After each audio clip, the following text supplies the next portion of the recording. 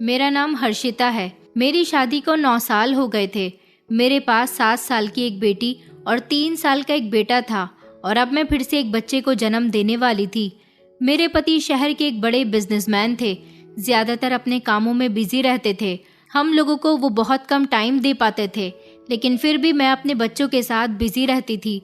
उनके साथ हंसी मजाक करना, उनके साथ खेल कूद करना मुझे बहुत पसंद था। मैं अपने बच्चों से बेहद प्यार करती थी, क्योंकि एक माँ के लिए उसके अपने बच्चे ही तो होते हैं जिनको वो सबसे ज्यादा प्यार करती है, जो उसके सबसे ज्यादा करीब होते हैं। मेरे पति भी हमारे बच्चों से बहुत प्यार करते थे और वो हर वीकेंड पर हम लोगों को कहीं न कहीं घुमाने जरूर लेकर जाते थे। अब जब से मेरे पति को पता चला था कि मैं तीसरी बार माँ बनने वाली हूँ, तो वो बहुत ज्यादा खुश थे। इस बार मेरा आखिरी बच्चा होने वाला था, क्योंकि मेरे 2 सिजेरियन हो चुके थे। हमारे घर में एक पुराना नौकर काम करता था, जो मेरे ससुर के समय से यहाँ पर रहता था। जब मेरे ससुर जिंदा थे तो उन्होंने इस ड्राइवर के पिता को हमारे घर में नौकरी दी थी और वो गांव के थे। उनका परिवार तो गांव में रहता था, मगर वो हमारे बंगले में ही रहकर घर के सारे काम किया करते थे, बंगले की देखरेख किया करते थे। वो बहुत वफादार नौकर थे। फिर जब उनका बेटा थोड़ा बड़ा हुआ तो उन्होंने अपने बेटे को भी अपने साथ यहाँ काम पर रखना शुरू कर दिया था। जगत विजय दास काका का बेटा था, जिसके पिता ने भी सारी जिंदगी यहाँ पर बड़ी ईमानदारी के साथ काम किया था और जगत भी पूरी ईमानदारी के साथ यहाँ पर काम करता था। लेकिन जगत यहाँ पर नौकर बनकर काम नहीं करना चाहता था। उसे शुरू से ही ड्राइविंग करने का बहुत शौक था। जब वो यहाँ बचपन में अपने पिता के साथ आता था तो अपने पिता के साथ 1-2 काम करवा लिया करता था। लेकिन हमारे घर के जो ड्राइवर थे वो उनसे ड्राइविंग सीखने की जिद करता था। उसके पिता ने इस बारे में मेरे ससुर जी से बात की थी। उन्होंने कहा था कि मेरा बेटा ड्राइविंग सीखना चाहता है। अगर मेरा बेटा जवान होकर अच्छा ड्राइवर बन गया तो आप उसको अपने यहाँ नौकरी पर रख लेना। मेरे ससुर जी ने कहा था कि अगर तुम्हारे बेटे को ड्राइविंग सीखने का शौक है तो वो यहाँ रहकर घर के कुछ कामकाज भी कर सकता है और ड्राइविंग भी सीख सकता है। विजय दास काका को इस बात पर कोई एतराज नहीं था, इसलिए उन्होंने अपने बेटे को परमानेंट यहाँ पर बुला लिया था। जगत भी अपने पिता की तरह बेहद वफादार और ईमानदार इंसान था।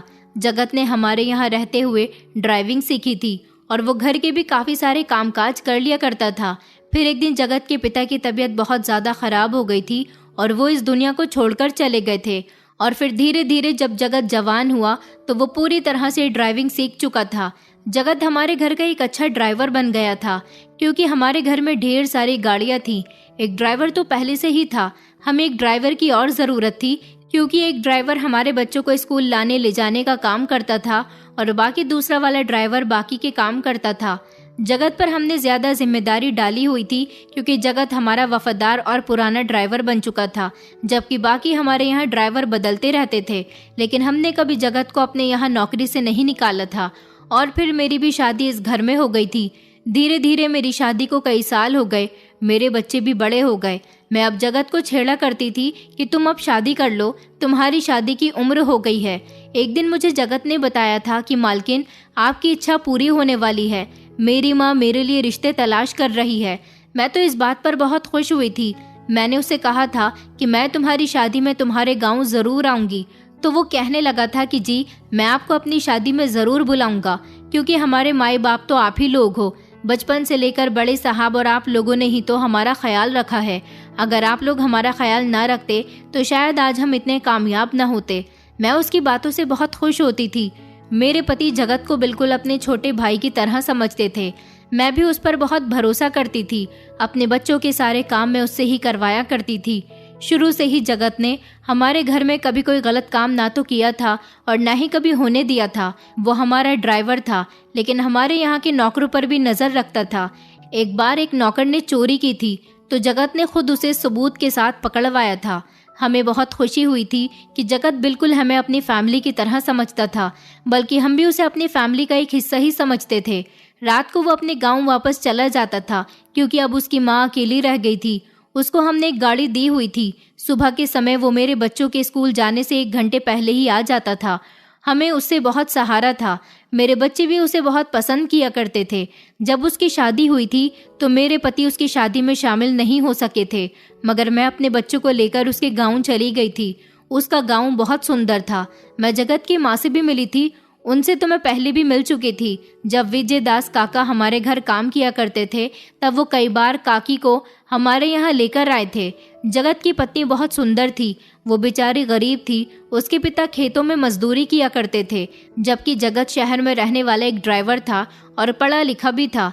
क्योंकि जब वो बचपन में हमारे यहाँ आता था तो मेरे ससुर ने उसका शहर में एडमिशन करवा दिया था। मेरे ससुर ने उसकी पढ़ाई का पूरा खर्चा उठाया था। इंटर तक अपनी पढ़ाई पूरी कंप्लीट करने के बाद जगत हमारे घर का परमानेंट ड्राइवर बन गया था। हम उसको अच्छी खासी सैलरी दिया करते थे और उसकी शादी पर भी मैंने उसे 50,000 रुपये शादी के खर्चे के लिए दिए थे और अलग से मैंने उसे एक मोबाइल भी खरीद कर दिया था ताकि वो अपनी पत्नी को मोबाइल गिफ्ट कर सके, क्योंकि उसके पास भी एक छोटा सा मल्टीमीडिया मोबाइल था और उसकी माँ के पास मोबाइल नहीं था। इसलिए उसकी माँ को फ़ोन पर बात करने में पहले बहुत दिक्कत होती थी। मैंने एक स्मार्टफोन जगत की पत्नी को गिफ्ट के तौर पर दे दिया। अब वो दोनों सास बहू घर में अकेली हुआ करेंगी तो जगत से उनका कांटेक्ट आराम से हो जाया करेगा। जगत और उसकी पत्नी बहुत खुश हुए थे। मैं अपने घर आई तो मेरे पति जगत के गांव और उसके घर के हालचाल के बारे में पूछ रहे थे। मैंने उन्हें सब कुछ बता दिया था। मेरे पति ने भी जगत की शादी के अगले दिन दूसरे ड्राइवर के हाथ उसके और उसके पूरे परिवार के कुछ कपड़े भिजवा दिए थे। जगत के आस पड़ोसी समझते थे कि उसकी नौकरी शहर में बहुत अच्छी जगह लगी हुई है। उन लोगों का कहना था कि ऐसे मालिक मिल जाने से उसकी और उसके पिता की तकदीर बदलकर रह गई है। उसकी शादी होने के बाद कई साल इसी तरह से गुजर गए थे और मैं प्रेग्नेंट हो गई थी। जब जब वो मेरे सामने आता था मैं उससे पूछती थी कि तुम्हारी पत्नी कब खुशखबरी सुना रही है। वो यही कहता था कि मालकिन, शादी को 3 साल होने वाले हैं मगर मेरी पत्नी अभी किसी हाल से नहीं है। मैंने कहा कि कोई बात नहीं, कभी कभी ऐसा हो जाता है। कुछ लेडीज देर से कंसीव करती हैं और कुछ शादी के फौरन बाद ही कंसीव कर लेती हैं। तुम परेशान न हो। मगर वो कहता था कि मुझे बच्चों का बहुत शौक है। मेरी माँ भी हमेशा यही कहती है कि इस घर में सुनसान रहती है, बहू का बच्चा आएगा तो घर में रौनक लगी रहेगी। मैंने अपनी पत्नी को गांव की एक दाई को भी दिखाया। दाई कहती है कि बच्चा हो जाएगा, लेकिन इतना समय हो गया अभी तक बच्चा नहीं हो पाया। मेरी पत्नी बहुत उदास रहती है।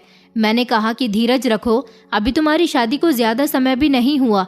वो कहने लगा कि मालकिन, मुझे आपके बच्चे शुरू से ही बहुत अच्छे लगते हैं और मैं उन्हें शुरू से ही बहुत प्यार करता हूँ। देखना, आप मेरे बच्चे होंगे तो वो भी आपके बच्चों की तरह ही समझदार होंगे। मैं अपने बच्चों का एडमिशन भी यहीं के किसी स्कूल में करवाऊंगा। मैंने कहा था कि तुम फिक्र मत करो, जिस तरह से तुम्हारी पढ़ाई का खर्चा मेरे ससुर जी ने उठाया था उसी तरह तुम्हारे बच्चों की पढ़ाई का खर्चा भी हम लोग ही उठाएंगे। मेरा अभी 3रा महीना चल रहा था। मैंने देखा था कि जगत बड़ा उदास उदास रहता था। अब उसके चेहरे की हंसी भी बहुत कम हो गई थी।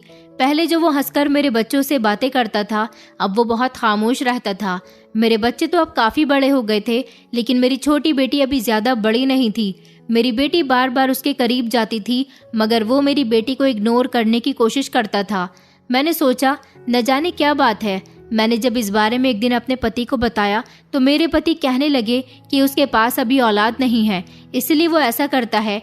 शायद वो हमारे बच्चों को देखकर यही सोचता होगा कि हमारे पास बच्चे हैं और उसके पास नहीं है, क्योंकि वो बेचारा पिता बनने का सुख देखना चाहता है। मैंने एक बार जगत से कहा भी था कि तुम अपनी पत्नी को शहर लेकर आ जाओ, शहर के किसी अच्छे डॉक्टर से उसका ट्रीटमेंट करवाओ, पता चल जाएगा कि आखिर उसे क्या परेशानी है। उसने कहा कि मालकिन, किसी दिन ले आऊँगा, लेकिन वो अपनी पत्नी को लेकर आता ही नहीं था। शायद उसकी पत्नी माँ नहीं बन पा रही, इसलिए उसका इस बात पर उसके साथ झगड़ा रहने लगा था। अब वो ज़्यादातर अपने काम से काम ही रखता था और फिर कुछ समय के बाद मेरी डिलीवरी का समय भी आ गया था। अब मेरे पास 2 बेटे हो गए थे क्योंकि मैंने बेटे को जन्म दिया था। मेरा बच्चा बहुत प्यारा था। हम लोग बहुत खुश थे। मेरे पति ने मेरे हॉस्पिटल से आने के बाद बड़ी सी पार्टी का अरेंजमेंट किया था और नौकरों को भी मिठाइयाँ और कपड़े बांटे थे, मगर न जाने क्यों जगत मेरा बच्चा देखकर भी खुश नहीं हुआ था। मेरे दोनों बच्चों से वो बहुत लगाव रखता था, लेकिन इस बच्चे को तो उसने गोद में भी नहीं लिया था। मैंने इस बात को इग्नोर करने की कोशिश की थी। अभी भी जगत का मूड पहले जैसा ही था और फिर देखते ही देखते मेरा बेटा 2 महीने का हो गया था। मेरे बेटे की बहुत ज़्यादा तबीयत खराब हो गई और वो बुरी तरह से रो रहा था। उन दिनों मेरे पति काम के सिलसिले में शहर से बाहर गए हुए थे।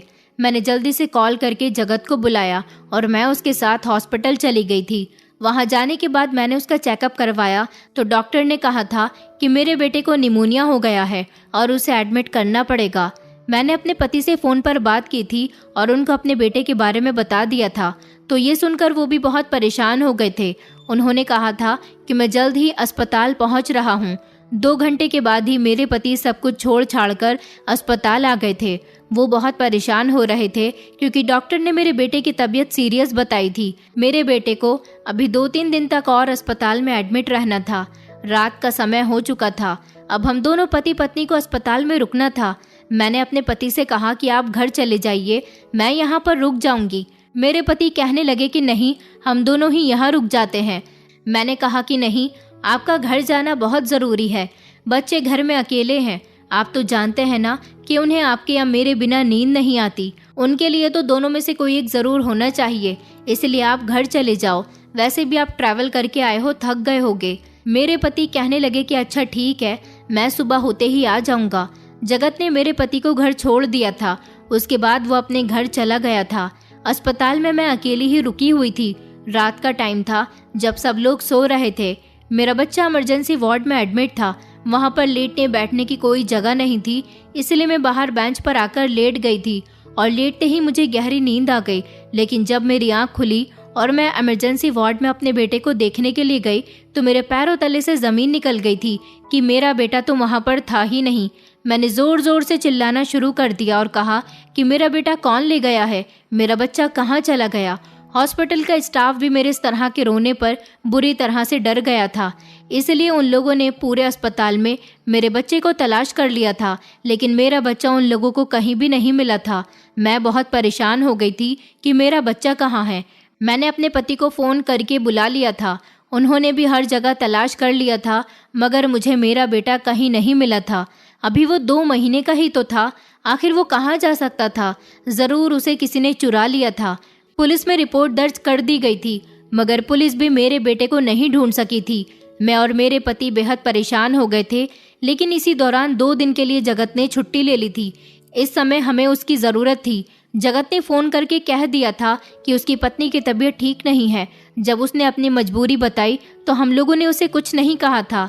दूसरा वाला ड्राइवर सारे काम देख रहा था, मगर मेरा बेटा कहीं नहीं मिल सका।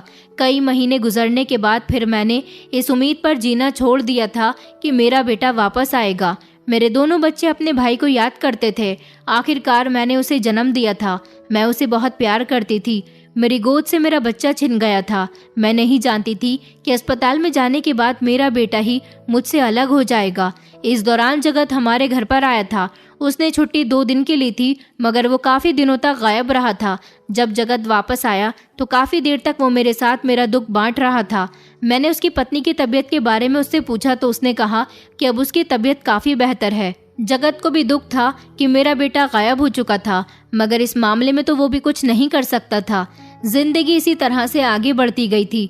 जगत जो पहले काफ़ी परेशान रहा करता था, लेकिन अब उसके चेहरे पर मुझे कहीं भी परेशानी नज़र नहीं आती थी। वो हंसता मुस्कुराता रहता था। शादी से पहले उसका जैसा नेचर था वो अपने इसी तरह के नेचर में वापस आ गया था, मगर उसके अंदर इस तरह का बदलाव अचानक कैसे आ गया था, ये बात मैं समझ नहीं पाई थी और कहीं कहीं ये बात मुझे शक में भी डाल रही थी। मगर मैंने सोचा कि नहीं, मुझे जगत जैसे ईमानदार इंसान पर शक नहीं करना चाहिए। आखिर उसके पिता ने भी अपनी पूरी जिंदगी हमारे यहाँ ईमानदारी के साथ रहकर गंवा दी और जगत भी वही सब कुछ कर रहा है। मुझे उस पर शक नहीं करना चाहिए, मगर मेरा दिल उस पर शक करने पर मजबूर हो रहा था। वो काफ़ी खुश रहने लगा था। मैं उससे पूछती थी कि तुम्हारी पत्नी का ट्रीटमेंट चल रहा है, अब तुम्हारी पत्नी को कोई गुड न्यूज़ मिली है या नहीं, तो वो यही कहता था कि अभी कोई गुड न्यूज़ नहीं मिली है, जल्दी ही मिल जाएगी। उसको किसी ने बड़े डॉक्टर के बारे में बताया है। वो अपनी पत्नी को वहाँ लेकर गया था और वहाँ डॉक्टर ने कहा है कि जल्द ही उसकी पत्नी भी प्रेग्नेंट हो जाएगी। ये बात सुनकर मेरी आंखों में आंसू आ गए थे। मुझे अपने बेटे की याद आने लगी थी। मैं सोच रही थी कि मेरी गोद में बच्चा आया था और कुछ समय मेरे पास रहकर न जाने कहाँ खो गया। मगर फिर मेरे पति ने मुझे भरोसा दिलाया, तसल्ली दी और कहने लगे कि हमारे 2 बच्चे तो पहले से ही है ना, हमें अपने उन दोनों बच्चों के साथ ही अपनी ज़िंदगी को गुजार देना चाहिए। अगर हमारे भाग्य में हमारे बेटे का मिलना लिखा ही होगा तो वो हमें ज़रूर मिलकर रहेगा। लेकिन ये सोच सोच कर मेरा दिल बेचैन रहता था कि मेरा बच्चा ना जाने कहाँ होगा, किस हाल में होगा।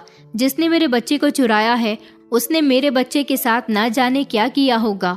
मैं ये सब कुछ जगत को बता रही थी जब ना जाने क्यों मैंने जगत के चेहरे पर कुछ ऐसे एक्सप्रेशन देखे थे जो बड़े ही अजीब थे। फिर मैंने उसे इग्नोर किया। मैंने कहा कि भगवान तुम्हारी पत्नी को जल्द ही औलाद दे दे, तुम भी पिता बन जाओ, तुम्हें बच्चों का बहुत शौक है। जगत कहने लगा कि जी मालकिन। ये कहकर वो मेरे पास से चला गया था। लेकिन अब मैं देखने लगी थी कि जगत बहुत जल्दी जल्दी छुट्टियां करने लगा था। पहले वो ऐसा नहीं करता था। अब हर दूसरे तीसरे दिन फोन करके कह देता था कि कभी उसकी पत्नी की तबीयत खराब है, तो कभी उसकी माँ की तबीयत खराब है, तो कभी उसकी खुद की तबीयत खराब है, तो कभी उसे कोई ज़रूरी काम आ गया। लेकिन इससे पहले कभी ऐसा नहीं हुआ था। उसकी माँ की और पत्नी की पहले भी तबीयत खराब होती थी मगर वो ठीक हो जाती थी। अब ना जाने ऐसा क्या हो गया था कि वो छुट्टियां करने पर मजबूर हो गया था। एक दिन मैं बड़ी गहरी सोच में बैठी हुई थी जब मेरे पति मुझसे पूछने लगे कि क्या हुआ, क्या सोच रही हो। तो मैंने उन्हें बताया कि ना जाने क्यों मुझे ऐसा लगता है जैसे हमारा बच्चा जगत ने चुराया है। मेरे पति ने चौंक कर मुझे देखा और वो कहने लगे कि तुम पागल हो गई हो, ये बात तुमने अपने मुंह से भी कैसे निकाली। मैंने कहा कि नहीं, मुझे सिर्फ ऐसा लगता है, मैं श्योर नहीं हूँ। मेरे पति ने कहा तुम्हें ये बात बिल्कुल भी अपने मुंह से नहीं निकालनी चाहिए। तुम जानती हो ना कि जगत और उसके पिता ने कितने साल हम लोगों को दिए हैं। अब फिर से इस बार जब जगत नौकरी पर आया तो मैंने उससे कहा था कि जगत तुम आजकल ज्यादा ही छुट्टियां करने लगे हो, तुम्हें क्या हो गया है, क्या घर पर कोई परेशानी है। तो वो हंसने लगा और कहने लगा कि नहीं मालकिन, कोई परेशानी नहीं है, बल्कि यह खुशखबरी है, मेरी पत्नी माँ बनने वाली है। ये बात सुनकर मुझे खुशी हुई थी। वो कहने लगा कि अब से मैं छुट्टियां लेता रहूंगा क्योंकि मुझे अपनी पत्नी का भी ख्याल रखना है। मैंने कहा अच्छा ठीक है, मगर ज़्यादा छुट्टियां मत करो। तुम जानते हो कि मैं अपने बच्चों को सिर्फ तुम्हारे साथ ही स्कूल भेजती हूँ, दूसरे ड्राइवर पर मुझे ज़्यादा भरोसा नहीं है। मैं खुश हुई थी कि चलो अच्छा है, इतने लंबे समय के बाद जगत भी पिता बनने वाला था। अब मुझे समझ आया था कि उसके खुश रहने की वजह ये थी, जगत पहले से भी ज़्यादा खुश रहने लगा था। एक दिन शाम का समय था जब मेरे दोनों बच्चे ट्यूशन गए हुए थे। मैं गार्डन में टहलने के लिए जा रही थी। मैंने सोचा कि वहीं पर जगत से भी कह दूंगी कि बच्चों को लेकर आ जाए, टाइम हो चुका है, क्योंकि वो थोड़े टाइम गार्डन में बैठ जाता था। मैं जैसे ही वहां गई तो मैंने देखा कि जगत किसी से फ़ोन पर बात कर रहा था। वो शायद अपनी पत्नी से बात कर रहा था। वो उससे कह रहा था कि हमारा बेटा कैसा है, ठीक तो है ना, ज़्यादा रो तो नहीं रहा। एक काम करो, अगर तुम्हें लगे कि उसकी तबीयत ठीक नहीं है तो माँ के साथ शहर में किसी अच्छे और बड़े बच्चों के डॉक्टर के पास जाकर उसका ट्रीटमेंट करवा लो। मैं अपने बच्चों को लेकर कोई भी कोताही बर्दाश्त नहीं कर सकता। और सुनो, तुम्हें याद है ना कि पिछली बार डॉक्टर ने क्या कहा था कि इसकी तबीयत ठीक नहीं है, इसलिए इसका बहुत ख्याल रखना है, वक्त पर इसे दवाइयाँ देनी है। ये कहकर जगत ने फ़ोन बंद कर दिया था, जबकि उसकी सारी बातें मैं सुन चुकी थी। आखिर वो किस बच्चे की बात कर रहा था। उसकी पत्नी को प्रेग्नेंट हुए तो अभी 1 हफ्ता ही हुआ था और वो अपनी पत्नी से कह रहा था कि तुम बच्चे को अस्पताल लेकर चली जाओ और उसके बेटे की तबीयत भी ठीक नहीं है। मैं धीमे धीमे कदमों से वहां से वापस आ गई थी क्योंकि मैं नहीं चाहती थी कि जगत मुझे देख ले और शर्मिंदगी महसूस करे। मगर ना जाने क्यों ये सारी बातें सुनकर मेरा दिमाग घूम गया था। ऐसा कैसे हो सकता है कि उसकी पत्नी के पास बच्चा कहाँ से आ गया? क्या जगत मुझसे झूठ बोल रहा है कि उसकी पत्नी प्रेग्नेंट है? मेरी समझ नहीं आ रहा था कि मैं क्या करूं। मुझे तो अब पूरा जगत पर ही शक जाने लगा था कि मेरा बच्चा ज़रूर उसने ही चुराया है। अगर उसने मेरा बच्चा नहीं चुराया तो फिर उसके पास बच्चा कहाँ से आया? मैंने यही बात रात को अपने पति को बताई तो मेरे पति अभी भी मेरी बात का विश्वास नहीं कर रहे थे। मैंने अपने पति से कहा कि मगर मैंने जो अपने कानों से सुना है उस पर तो आपको विश्वास करना ही होगा। मेरे पति कहने लगे कि तुमने जो सुना है वो तुम्हारी गलत फहमी भी तो हो सकती है। कभी भी पूरी बात जाने बिना किसी पर गलत इल्ज़ाम नहीं लगाना चाहिए। हो सकता है वो अपनी पत्नी से रोमांटिक बातें कर रहा हो। तुम्हें याद नहीं, जब तुम प्रेग्नेंट हुआ करती थी तो मैं भी तुमसे पूछता था कि मेरा बेबी कैसा है और हो सकता है कि उसकी पत्नी की तबीयत खराब हो गई हो। मैंने कहा कि ऐसा नहीं हो सकता, भला उसे कैसे पता चलेगा कि उसकी पत्नी के पेट में बेटा है या बेटी, जबकि उसकी पत्नी अभी 1 हफ्ते की प्रेग्नेंट है। मेरे पति कहने लगे कि तुम्हारा दिमाग घर में रह रहकर पागल हो गया है, तुम घर से बाहर निकला करो, अपने दोस्तों और रिश्तेदारों में जाया करो तो तुम्हारा दिमाग थोड़ा फ्रेश रहेगा। सारा सारा दिन घर में रहती हो, हमेशा तुम्हारी जुबान पर जगत जगत रहता है। मैंने कहा मैं झूठ नहीं बोल रही हूँ, आपको मेरा भरोसा करना ही होगा। मेरे पति कहने लगे कि इस मामले में मैं तुम्हारा भरोसा नहीं कर सकता। मैं जगत पर बहुत भरोसा करता हूँ, वो कभी कुछ गलत नहीं कर सकता और मैं नहीं चाहता कि मैं उससे कोई सवाल जवाब करके उसको शर्मिंदा करूँ।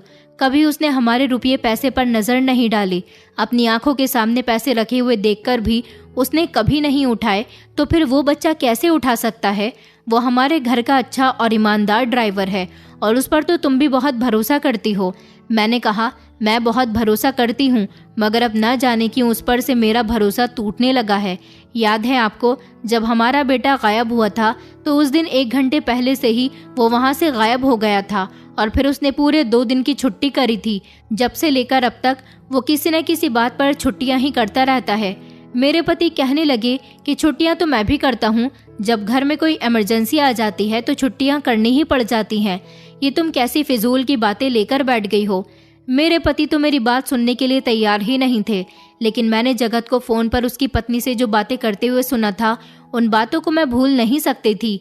इसलिए अब मुझे कोई कदम उठाना था, ये बात जानने के लिए कि क्या सच में जगत की पत्नी प्रेग्नेंट है या नहीं, और क्या सच में जगत की पत्नी के पास बच्चा है या नहीं, और वो बच्चा है तो किसका है। ये सब कुछ मैं जानना चाहती थी। उसके लिए मुझे एक लंबे चौड़े प्लान की प्लानिंग करनी थी। मैं फौरन ही इस अस्पताल चली गई थी जहां पर मेरा बच्चा गायब हुआ था, और वहां जाने के बाद मैंने एक नर्स से बात की थी। मैंने इस नर्स से कहा था कि तुम्हें मेरा एक काम करना होगा, मैं तुम्हें तुम्हारे काम की मुंहमांगी कीमत दूंगी। मैंने उसे बताया कि तुम्हें डॉक्टर बनके इस गांव में जाना है और वहां जाने के बाद मैं तुम्हें एक घर का एड्रेस दूंगी। वहां पर तुम्हें बच्चों की डॉक्टर बनकर जाना है और ये पहचान करनी है कि वो बच्चा मेरा ही है या नहीं। मैंने उसे अपने बेटे के बारे में सब कुछ बता दिया था। तो नर्स कहने लगी कि आखिर मैं आपके बच्चे की पहचान कैसे करूंगी? आपके बच्चे को गायब हुए काफ़ी समय हो गया, अब तो आपका बच्चा लगभग 9 या 10 महीने का होगा। मैंने कहा मेरे बच्चे की जांघ पर एक तिल है, वो उसका बर्थ मार्क है। तुम्हें कुछ ऐसा करना होगा जिससे तुम उसकी जांघ का तिल चेक कर सको। अगर उस घर में बच्चे की जांघ पर तिल हुआ तो फिर वो मेरा ही बेटा होगा, और अगर नहीं हुआ तो फिर तुम खामोशी से वापस चली आना। नर्स मेरा ये काम करने के लिए तैयार हो गई थी। उसे मैंने जगत की सारी इन्फॉर्मेशन दे दी थी और अगले ही दिन वो डॉक्टर बनकर जगत के गांव चली गई थी। वहां जाने के बाद उसने 1-2 घरों में बच्चों का फ्री चेकअप करने के लिए एक्टिंग की थी, ताकि जगत की पत्नी को उस पर शक न हो सके और उसे यकीन हो जाए कि ये कोई डॉक्टर ही है जो उनके गांव में बच्चों का टीकाकरण करने के लिए आई हुई है। वो अपने साथ अपनी 1-2 नर्स फ्रेंड्स को भी ले गई थी जो उसके साथ ये नाटक करने में उसका साथ दे रही थी। अब मुझे इंतजार था कि कब वो मुझे इस बात की पक्की खबर लाकर दे कि जगत के घर में जो बच्चा है वो मेरा ही है या नहीं। मैं बड़ी बेसब्री से उसके फ़ोन का इंतज़ार कर रही थी। जब 3 दिन बाद नर्स का फ़ोन आया और उसने मुझे कुछ ऐसा बताया जिसने मेरे होश उड़ा दिए थे। नर्स ने बताया कि इस औरत के घर में बड़ी मुश्किल से घुसी हूँ और आपका शक बिल्कुल सही था। आपका बच्चा इस औरत के पास है जिसके घर आपने मुझे भेजा था। दरअसल गांव में किसी को भी ये बात मालूम नहीं है कि इस औरत के पास बच्चा है और ये औरत प्रेग्नेंट नहीं है। इसके पास जो बच्चा मौजूद था और उसके बच्चे की उम्र भी आपके बच्चे की ही बराबर थी। हम उस औरत के घर गए और उससे कहा कि आपके बच्चे का 9 महीने का टीकाकरण होना है। वो बच्चे के टीके लगवाने के लिए तैयार नहीं थी। उसने कहा कि मेरे बेटे की तबीयत ठीक नहीं है। हमने उससे कहा कि हम शहर के डॉक्टर्स हैं और फ्री में बच्चों का इलाज भी करते हैं। अगर आपके बच्चे की तबीयत ठीक नहीं है तो आप हमें उसे दिखा दीजिए, हम आपके बच्चे का इलाज भी करेंगे और उसका टीकाकरण भी कर देंगे। उसने बच्चा मुझे दे दिया था। जब मैंने उसकी जांघ पर टीकाकरण करने के लिए उसके कपड़े हटाए तो मुझे बिल्कुल वैसा ही तिल दिखाई दे गया था जिसके बारे में आपने मुझे बताया था।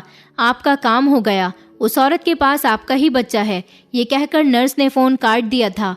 मुझे अब जगत पर बेहद गुस्सा आ रहा था। मुझे जगत से ऐसी उम्मीद नहीं थी। इसका मतलब मेरा शक सही था, वो हम लोगों के भरोसे के साथ खेल रहा था। मेरे पति जब घर आए तो मैंने अपने पति को ये सब कुछ बताया। मेरे पति अभी भी मेरी बात का यकीन नहीं कर रहे थे, मगर मैंने अपने पति से कहा कि अगर आपको मेरी बात पर यकीन नहीं आता तो अभी हम उसके घर चलकर देख लेते हैं कि हमारा बेटा वहाँ पर है या नहीं, क्योंकि मैं नर्स से ये काम पहले ही करवा चुकी हूँ। मेरे पति मेरे साथ चलने के लिए तैयार नहीं हो रहे थे, क्योंकि उन्हें अभी भी यही लगता था कि मैं ही गलत हूँ। जगत ऐसा कर ही नहीं सकता। मैं अपनी जिद की खातिर और ज़बरदस्ती अपने पति को अपनी जान की कसम देकर उसे गांव ले गई थी। जब हम लोग वहां पहुंचे तो जगत और उसके परिवार वाले हमें देखकर घबरा गए थे। उसकी पत्नी की गोद में बच्चा था। मैंने कहा कि ये बच्चा मेरा है, वही जिसको तुमने अस्पताल से चोरी किया था। मगर जगत की पत्नी रोते हुए कहने लगी कि नहीं मालकिन, आप झूठ बोल रही हो, ये बच्चा मेरा है। मैंने कहा कि इस बच्चे की जांघ पर तिल है। तुम लोगों को यकीन नहीं आता तो मैं अभी दिखा देती हूँ। जब मैंने उसके कपड़े हटाकर दिखाए तो सारी सच्चाई खुलकर सामने आ गई थी। जगत नजर उठाने के काबिल नहीं रहा था। मैंने फोन करके पुलिस को भी बुला लिया था। जगत तो हमारे किसी सवाल का जवाब ही नहीं दे रहा था।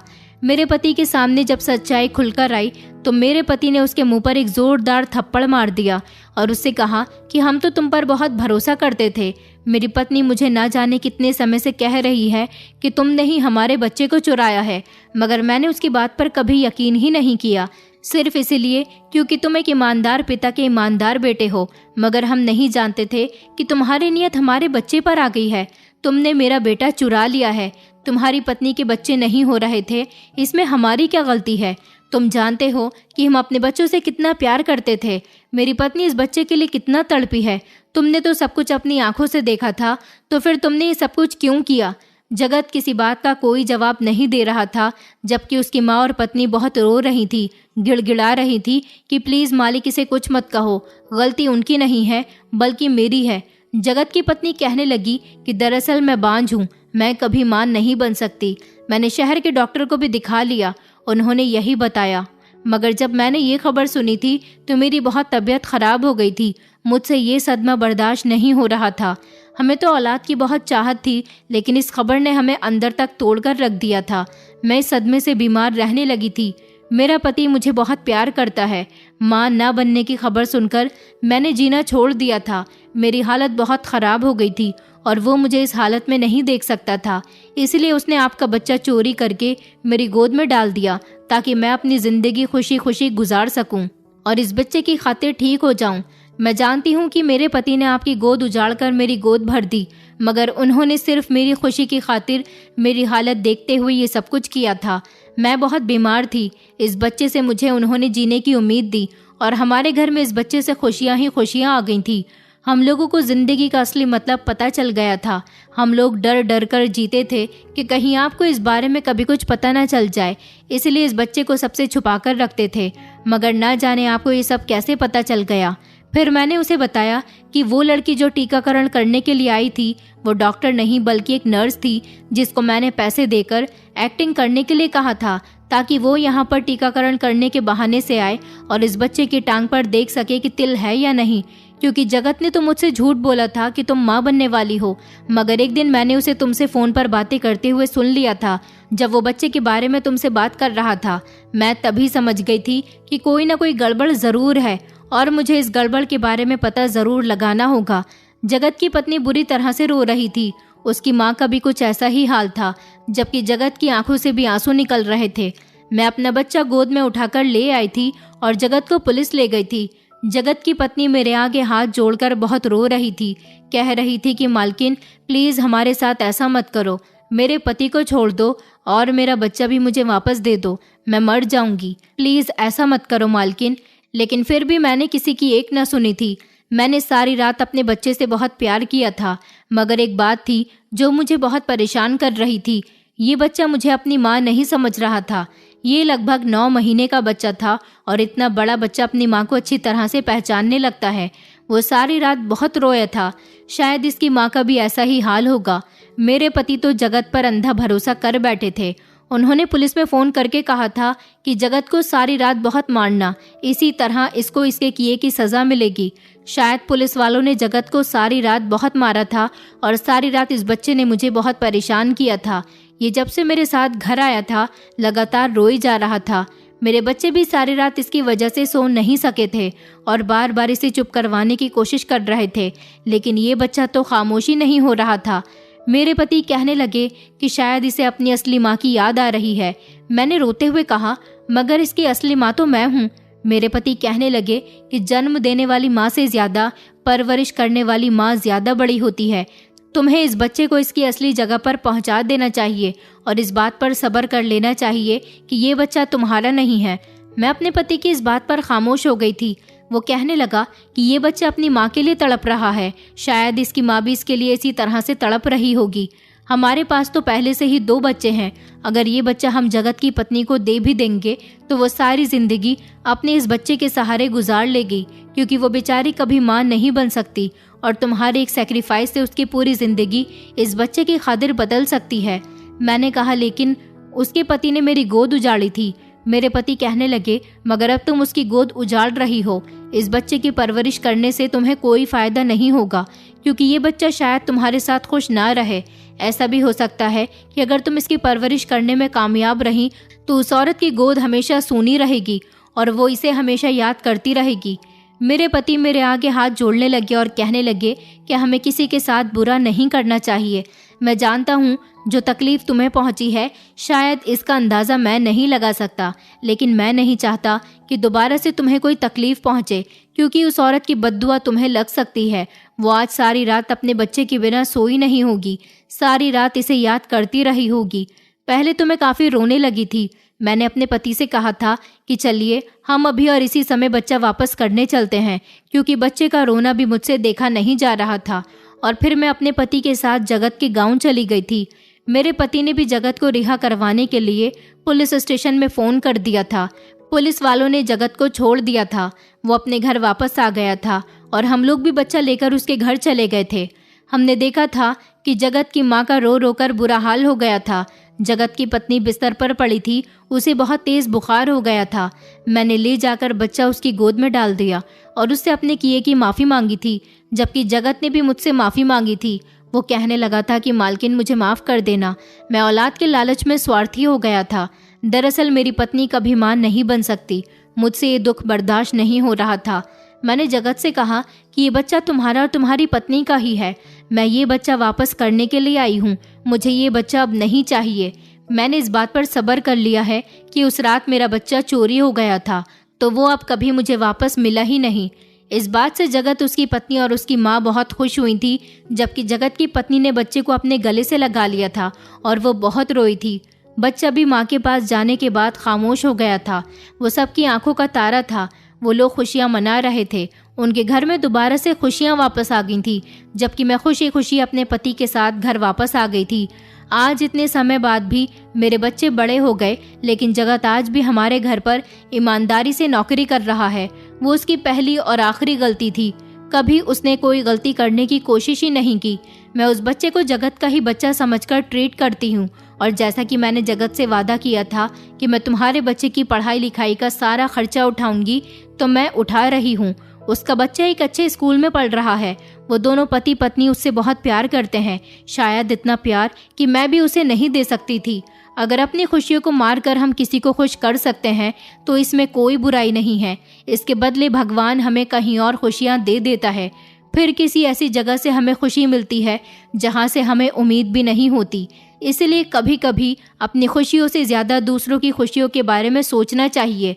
दोस्तों, उम्मीद करती हूँ आपको हमारी कहानी पसंद आई होगी। कहानी पसंद आई है तो वीडियो को लाइक करें, चैनल पर नए हैं तो चैनल को सब्सक्राइब करें और हाँ, नोटिफिकेशन बेल को ज़रूर दबाएं ताकि अगली अपडेट सबसे पहले आपको मिले।